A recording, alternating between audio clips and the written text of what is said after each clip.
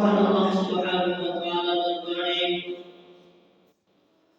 অসংখ্য অগণিত শুকর জ্ঞাপন করি যে মহান আল্লাহ সুবহানাহু ওয়া তাআলা আমাদেরকে তিনি তার খুশির দয়ায় করুণায় রহমতে রব্বুল কারীম আপনি আমাকে মুহাম্মদ পবিত্র হুকুম জুমার নামাজ আল্লাহর পবিত্র বসতে এসে আদায় করার জন্য যে মহান আল্লাহ আমাদেরকে কবুল করেছেন ওই মহান আল্লাহ সুবহানাহু ওয়া তাআলার দরবারে অন্তরের অবস্থা থেকে শুকরিয়া জ্ঞাপন করি আলহামদুলিল্লাহ।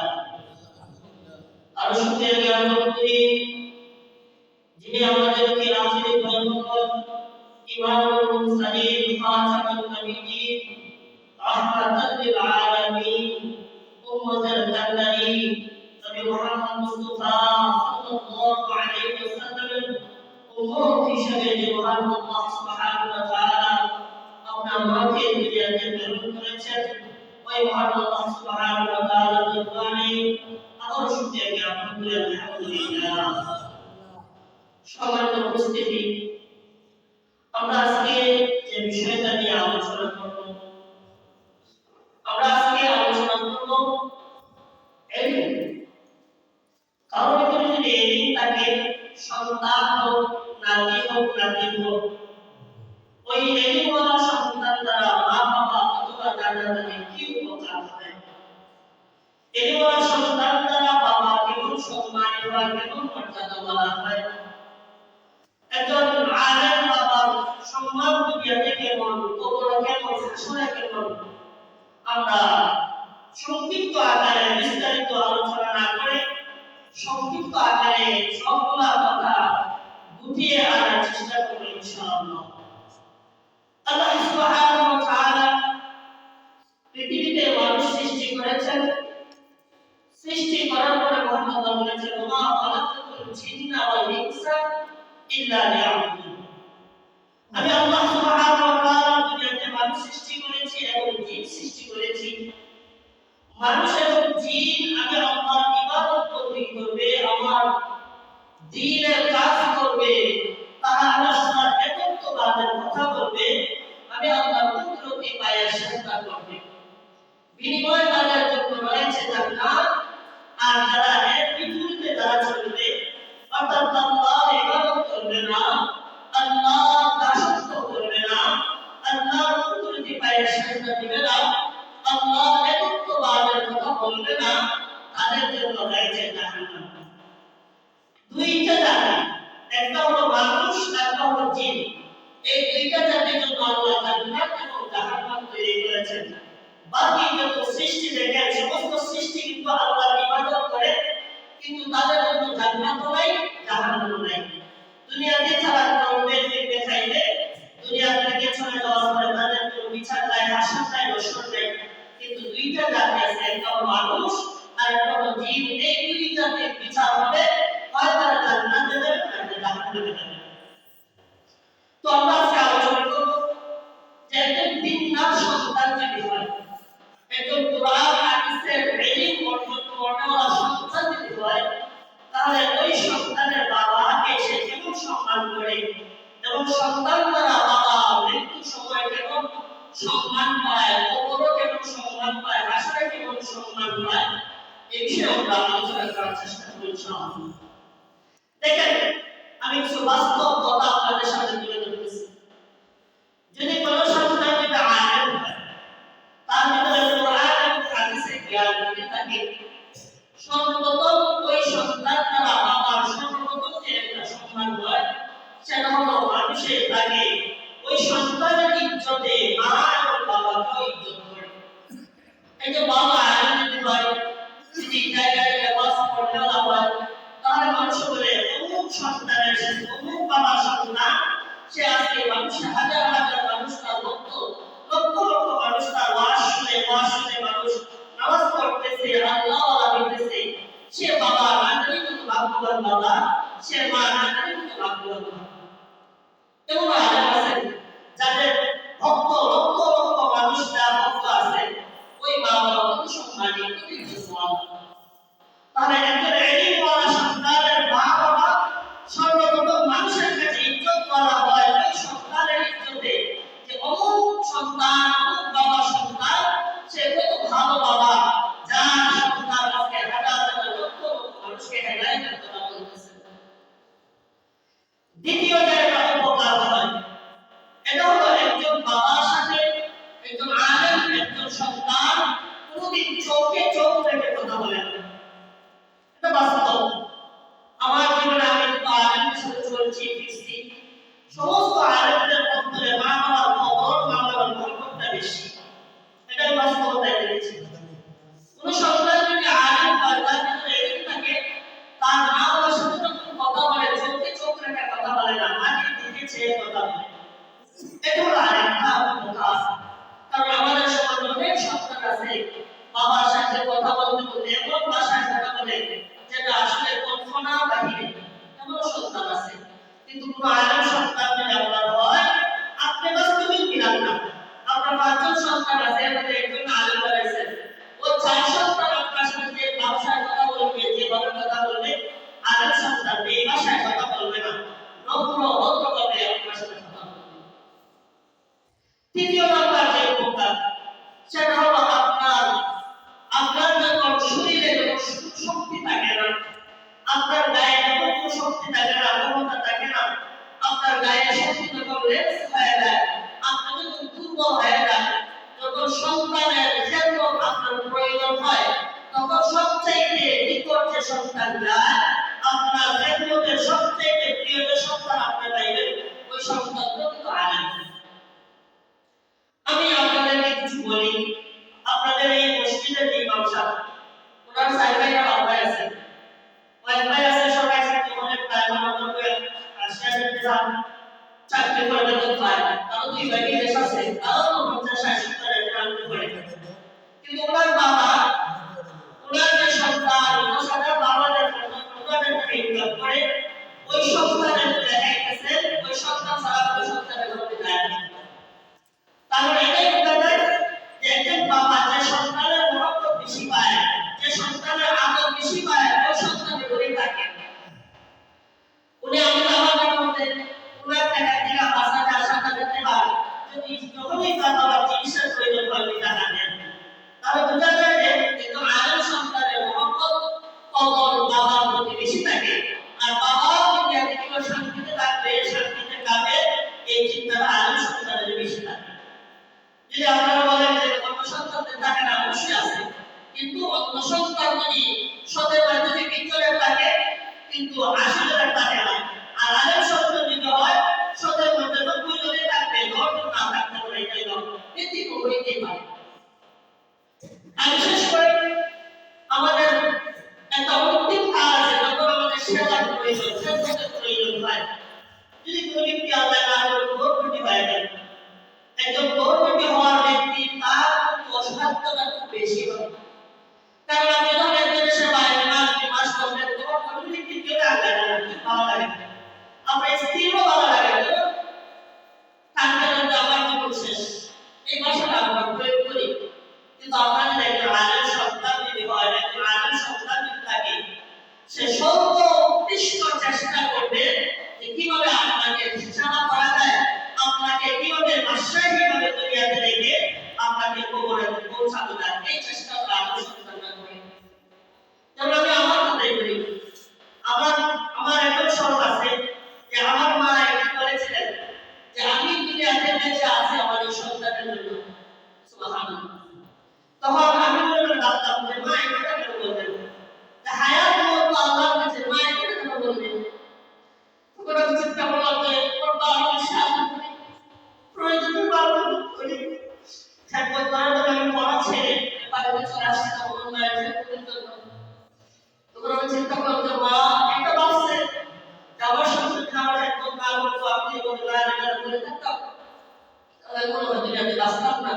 এই জন্য মা বলেছিল যে আমার সন্তানের জন্য আমি দুনিয়াতে আগে বেঁচে আছি। তার বোঝা যায় যে আলেম সন্তানের কদর মহত্ব বেশি থাকে। মা বাবার প্রতি আলেম সন্তানের ভালোবাসা মহব্বত কেন বেশি থাকে, তার একটা কারণ আছে।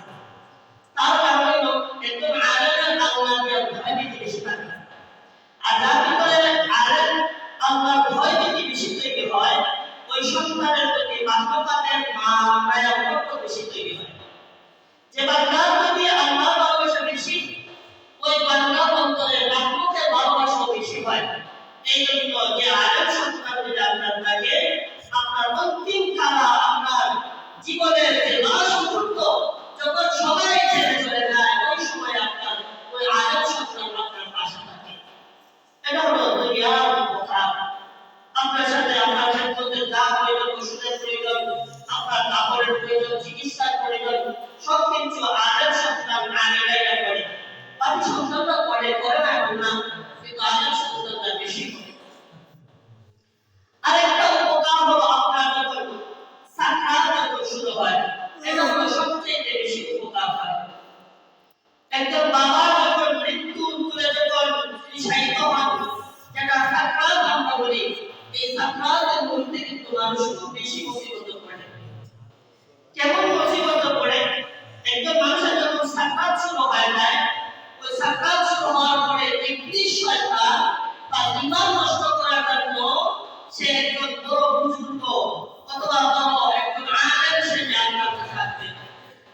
আপনার কাছে অথবা আপনার মা অথবা বাবা সুরত করে আপনার কাছে আসবে, এসে বলবে, হে আমার স্বামী অথবা হে আমার সন্তান, হে আমার বাবা, তুমি এমন এক সময়ে পৌঁছে গেছো, এমন এক অবস্থা আপনার মধ্যে তৈরি হয়েছে, সাকরাত শুরু হয়ে গেছে। বাবা, হে আমার আপনার যে মুরিদ, আপনার যে পীরের কাছে মুরিদ হয়েছে, আপনার পীরের নাম করে এসে বলবে, হে আমার মুরিদান, আমি তোমাদেরকে যে পথে ডাকছি, যে পথে তোমাদেরকে দাওয়াত দিছি, আমি মৃত্যুর পরে দেখছি যে এই পথটা সঠিক না, এটা সঠিক পথ না। আমি যেহেতু জাহান্নামে গেছি, তুমি আর জাহান্নামে যেও না। তুমি হিন্দুদের ধর্ম কবুল করো, বুদ্ধদের ধর্ম কবুল করো, খ্রিস্টানদের ধর্ম কবুল করো, সেটাই সঠিক ধর্ম। নাউজুবিল্লাহ, নাউজুবিল্লাহ। ওই সময় মনুষ্য ব্যক্তির খুব বেশি মুসিবত হয়, খুব বেশি বিপদ হয়। ওই সময় আল্লাহ রাসূল সাল্লাল্লাহু আলাইহি ওয়াসাল্লাম বলেন, যদি কোনো সন্তান অথবা যদি কোনো আলেম যদি ওই মনুষ্য ব্যক্তির পাশাপাশি যদি সূরা ইয়াসিন যদি তেলাওয়াত করে, তাহলে ওই শয়তান, সেই ইবলিস শয়তান আর ওই মানুষটার কাছে আসতে পারে না, ওই মানুষটাকে ধোঁকা দিতে পারে না, সেটা জাহান্নামে থেকে নিয়ে যেতে পারে না।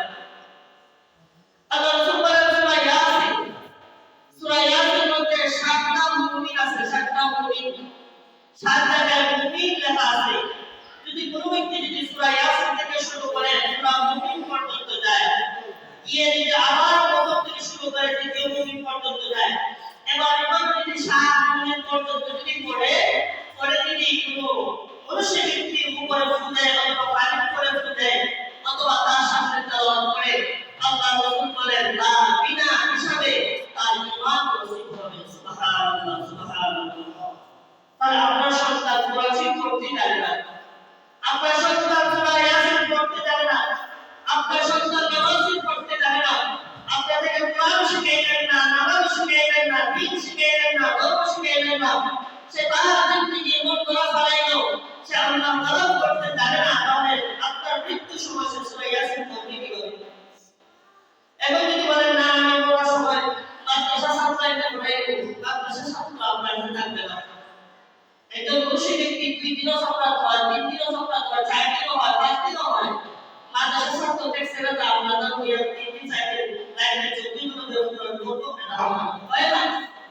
কিন্তু আমার নিজের মা আমার বাবার কাছে আমি অনেক দিন পরে সূরা ইয়াসিন কোরআন পড়ছি, কোরআন খতম এবং সূরা ইয়াসিন তেলাওয়াতের মাধ্যমে আমার মা এবং বাবা দুজন তৈরি গেছে। এটা আমার নিজের প্রমাণ। আমার মা দুজন মারা গেছে, তো আমি স্পষ্ট দেখছি যে আমার মা কোরআন, আমি সূরা ইয়াসিন পড়তেছি, মা কালিমা শাহাদাত পড়তে পড়তে দুনিয়া থেকে গেছে। সুবহানাল্লাহ। আমার বাবাও হয়ে গেছে। তাহলে এটাই বোঝা যায় যে সন্তান যদি আলেম হয়, তাহলে মা বাবার প্রতি মহব্বত বেশি থাকে। আপনারা জিজ্ঞাসা আপনার মৃত্যু হয়েছে, মাদ্রাসা ছাত্র জিজ্ঞাসা আপনার কাছে থাকবে না, আপনার কেউ আপনার কাছে থাকবে না, কিন্তু আপনার সন্তান আপনার কাছে বসে থাকবে, আমার বাবা, আমার মা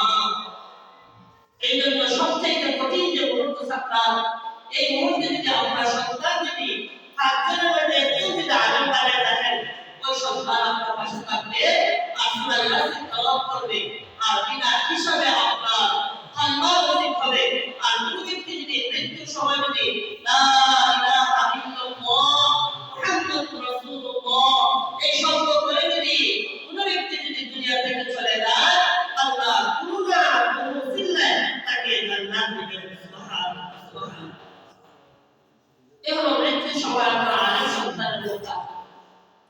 আপনি যখন কবরে চলে যাবেন আপনাকে যখন কবরে রাখা হবে কবরে রাখার আগে জানাজার নামাজ হয়। রাসূল সাল্লাল্লাহু আলাইহি ওয়াসাল্লাম সহিহ হাদিসে বর্ণনা করেছেন যদি কোনো সন্তান যদি মা বাবার জানাজার নামাজ পড়ায় সে সন্তান যদি আলেম হয় সেই সন্তান যদি ইন্তেকাল হয় আর যদি মা বাবার জানাজার নামাজ যদি পড়ায় ওই সন্তান যখন মায়ের পাশে যখন দাঁড়াইবে বাবার পাশে দাঁড়াইবে সে যখন আল্লাহু আকবার বলে নিয়ত বাঁধবে নিয়ত বাঁধতে যদি হবে তার চোখ দিয়ে অনবরত চোখের পানি ঝরতে শুরু হবে। আল্লাহ রাসূল বলেন কোন সন্তান যখন মা বাবাকে সামনে নিয়ে জানাজার নামাজ শুরু করবে আল্লাহু আকবার বলে যখন নিয়ত বাঁধবে আর আল্লাহ যখন বলবে আল্লাহ বাবা আল্লাহ দুনিয়ার কাউকে কতই দয়া করেছেন কতই মহব্বত করেছেন যেমন ভাবে দুনিয়ার কাউকে মায়ের কাছে মহব্বত করেছেন আল্লাহ আপনি আমার সেই মা আর বাবাকে আপনি এইভাবে মহব্বত করিয়ে ভালোবাসেন। আল্লাহ রাসূল বলেন আল্লাহ সুবহানাহু ওয়া তাআলা তার মা বাবাকে বিনা হিসাবে জান্নাত দিবেন। সুবহানাল্লাহ সুবহানাল্লাহ। কত বড় উপকার আপনার দুনিয়াতে বুঝতে না আপনি আজকে মারা যান শেষ আপনার 3 দিন 10 দিন 40 দিন আপনার সন্তানের সন্তান বের করে শেষ কই মা আপনি বুঝতে পারেন আপনার দাদা বাবা একটা ছিল আপনার সন্তানের মাথা একটা ছিল কোনো শরৎ নাই বাবা কোনো শরৎ নাই আর তাদের কোনো শরৎ থাকবে কিভাবে আপনার বোঝা যায় যে তিনি চলে গেলে আপনার অস্তিত্ব আর থাকে না অস্তিত্বহীন হয়ে যাবে। এই জন্য আপনার যদি কোরআনের সন্তান থাকে তাহলে আপনি যখন জানাজার নামাজ পড়াবে আল্লাহ রাসূল বলেন বিনা হিসাবে ওই মা বাবাকে ভালোবাসা জান্নাত দিবেন। সুবহানাল্লাহ সুবহানাল্লাহ। তারপর হলো কবর। আপনাকে যখন কবরে রাখা হবে কবরে রাখার পরে আল্লাহ রাসূল সাল্লাল্লাহু আলাইহি ওয়াসাল্লাম বলেন ইল্লা মান সালাসা মানুষ মৃত্যুবরণ করার পরে তিনটা আমল তার জারি থাকে। এর মধ্যে একটা হলো আও ইলমান ইউনতাফাউ বিহি আও ওয়ালাদিন সালিহ ইয়াদউ লাহু এক সন্তান কাকে বলে যে সন্তান নামাজ পড়ে কোরআন পড়ে তাসবিহ পড়ে মানুষের সাথে আচরণ করে মানুষকে দ্বীনের কথা বলে দ্বীনের দাওয়াত দেয় মানুষকে সৎ পথে ডাকে তাকে বলে এক সন্তান। আল্লাহ রাসূল বলেন আওয়ালাদিন সালিহ ইয়াদউ লাহু এক সন্তান যদি কোনো মানুষ দুনিয়াতে রেখে যায় ওই সন্তান যখন নামাজ পড়বে মানুষকে দ্বীনের কথা বলবে সে যখন বলবে রাব্বির হামহুমা কামা রাব্বায়ানি সগীরা আল্লাহ যেমন ভাবে ছোটবেলায় আমার মা আমার বাবা আমাকে মায়া করে মহব্বত করে বড় করেছেন লালন পালন করেছেন আল্লাহ আমার মাকে আমার বাবাকে কবরে সেইভাবে মহব্বত করিয়ে আদর করিয়ে যত্ন করিয়ে একটা সন্তান যখন আল্লাহর কাছে বারবার করে আল্লাহ রাসূল বলেন আল্লাহ রহমতের জুশ এসে যায় আল্লাহ সুবহানাহু ওয়া তাআলা ফেরেশতাদেরকে ডাকেন হে ফেরেশতারা আমার যে মায়ের বান্দা বারবার একই কথা আমাকে বলতেছে হে ফেরেশতারা আমি আল্লাহ আর বরদাস্ত করতে পারি না আমার বান্দার কবরের আযাব আর দিতে পারি না আমার বান্দার কবরের আযাব বন্ধ করে দাও আমার বান্দার কবরের মধ্যে জান্নাতে হাওয়া চালু করে দাও। সুবহানাল্লাহ সুবহানাল্লাহ। তো আপনি সন্তান নামাজ পড়েন না আপনার কি থাকবে নামাজ পড়লে তারা হামদুলিল্লাহ বাবা ভাইয়াকে সাথীরা বলবে নামাজ পড়লে না শুক্রবারে কি আপনার কবরস্থান জিয়ারত করবে নামাজ পড়লে যে আপনার মা বাবা যে মারা গেছে তাদের কবর আযাব হচ্ছে কিনা সেই চিন্তা ভাবনা আপনার তৈরি হবে এবং সন্তান আপনার সে জান্নাতুল বুঝে না জাহান্নামও বুঝে না কবরও বুঝে না মাটিও বুঝে না নিজেও বুঝে না কবরও বুঝে না এমন সন্তান আপনার সে আপনার মহব্বত কিভাবে জানতে দেবে জান্নাত জাহান্নামের চিন্তা নাই সে আপনার জন্য কি করবে। এই জন্য একটা আলেম সন্তান যদি আপনি রেখে যান ওই সন্তান যখন আপনার জন্য কবরের পাশে দাঁড়িয়ে সূরা ইয়াসিন তেলাওয়াত করবে সূরা মুলক তেলাওয়াত করবে সূরা ইখলাস তেলাওয়াত করবে সূরা মুজাম্মিল তেলাওয়াত করবে পরে যখন আপনার জন্য দোয়া করবে আপনি না হিসাবে মহান আল্লাহ আপনাকে জান্নাত দিবেন। একটা বাস্তব ঘটনা বলি এক যুবক কাশওয়ালা বলা হয় যে পুরাতনের বসে সবকিছু দেখতে পায়, তাকে বলা হয় কাশওয়ালা। যুবক কাশওয়ালা তিনি প্রতিদিন সূরা মুলক পড়ে কবরে সওয়াব করছেন। তো উনি এক জায়গায় অনেক কবর, এই জায়গাটাতে প্রতিদিন সওয়াব পৌঁছান, কিন্তু একজন মহিলা উনি তার নেকি নেওয়ার জন্য প্রস্তুত না। তো কাশওয়ালা উনি যুবক জিজ্ঞেস করেন, না আপনাকে আমি নেকি দিতে চাই, আপনি নেকি দেন না, কারণ কি? ওই মা বলে, বাবা আপনি তো একজন কাশওয়ালা যুবক, আপনি আমার কাছে নেকি পৌঁছান, আমি নেকি নেওয়ার প্রয়োজন হয় না। কারণ কেন হয় না? আমার একটা সন্তান আছে, যে সন্তান প্রতিদিন আমার সূরা ইয়াসিন তেলাওয়াত করে, সূরা মুলক তেলাওয়াত করে, সূরা মুজাম্মিল তেলাওয়াত করে, সূরা ওয়াকিয়া তেলাওয়াত করে আমার কবরে নেকি পৌঁছায়, এত তোমার নেকি আমার প্রয়োজন হয় না। সুবহানাল্লাহ, সুবহানাল্লাহ। তো কিছুদিন পর যুবক দেখতেছে ওই মহিলাটাই আবার ওই যুবকের নেকি নেওয়ার জন্য পেরেশান। যুবক মাকে জিজ্ঞেস করে, হে মা, এতদিন আপনি আমার নেকি দিলেন না, এখন নেকি নেওয়ার জন্য এত পেরেশান কেন? ওই মা জবাব দিলেন, বাবা রে, আমার যে সন্তান আমার জন্য প্রতিদিন নেকি পাঠায়, তো প্রতিদিন সূরা ইয়াসিন পাঠ করতো, আজকে কিছুদিন হয়েছে ওই সন্তান আমার জন্য সেই নেকি পাঠায় না, এই জন্য আমার নেকি দেওয়ার প্রয়োজন হয়েছে। তার মানে বোঝা যায়, এটাই বাস্তব প্রমাণ পাওয়া যায় যে সন্তান যদি মা বাবার জন্য দোয়া করে, মা বাবার জন্য তেলাওয়াত করে, সঙ্গে সঙ্গে মা বাবার কবরে গিয়ে পৌঁছে। সুবহানাল্লাহ। তারপরে হাসরের ময়দান, হাসরের মাঠ ভয়ঙ্কর, এগুলো বিস্তারিত আলোচনা করার সময় নেই। আল্লাহ রাসূল সাল্লাল্লাহু আলাইহি ওয়াসাল্লাম বলেন, মান ক্বারাআল কুরআন ফাস্তাগফারাহু ফাআহাল্লা হালালাহু ওয়া হারামা হারামাহু লাকাদাল্লাহুল জান্নাহ। যদি কোন আলেম যার ভিতরে দ্বীন আছে, ধর্ম আছে, কোরআন হাদিসের জ্ঞান আছে, উনি যদি হারামকে হারাম মনে করে, হারামকে হারাম মনে করে যদি চলে, মান ক্বারাআল কুরআন ফাস্তাগফারাহু ফাআহাল্লা হালালাহু ওয়া হারামা হারামাহু আদাখালাহুল্লাহুল জান্নাহ ওয়া শাফা'a ফি 'ashratin মিন আহলি বাইতিহি কুল্লুহুম ক্বাদ ওয়াজাবাত লাহুন নার। আল্লাহ রাসূল বলেন, যে হারামকে হারাম মনে করে, হারামকে হারাম মনে করে চলে, আল্লাহ ওই আলেমকে জান্নাতে দিবেন এবং তাকে একা জান্নাতে দিবেন না, ওয়া শাফা'আহু ফি 'ashratin মিন আহলি বাইতিহি কুল্লুহুম ক্বাদ ওয়াজাবাত লাহুন নার। আল্লাহ তাকে বলবেন, হে বান্দা, দুনিয়াতে তুমি তো বড় আলেম ছিলে, তুমি দ্বীনের দাওয়াত দিয়েছো, দ্বীনের কথা বলেছো, হালালকে হারাম মেনে চলেছো, দুনিয়ায় চলতে অনেক তোমার কষ্ট হয়েছে, বান্দা তোমাকে তো জান্নাত দিলাম, তোমাকে জান্নাত দিয়ে আমি একা তোমাকে সম্মানিত করতে চাই না। ওয়া শাফা'আহু ফি 'ashratin মিন আহলি বাইতিহি কুল্লুহুম ক্বাদ ওয়াজাবাত লাহুন নার। এবং 10 জন ব্যক্তি তুমি জান্নাতে নিয়ে যাও যাদের উপরে জাহান্নাম ওয়াজিব হয়ে গেছে। দেখেন, কিন্তু আলেম সন্তান আল্লাহ বলবেন যে 10 জন যারা গুনাহ করছে, জাহান্নামী, এদেরকে তুমি জান্নাতে নিয়ে যাও। সুবহানাল্লাহ, সুবহানাল্লাহ। তাহলে আমরা সন্তান যদি আলেম হন, উনি যদি জান্নাতে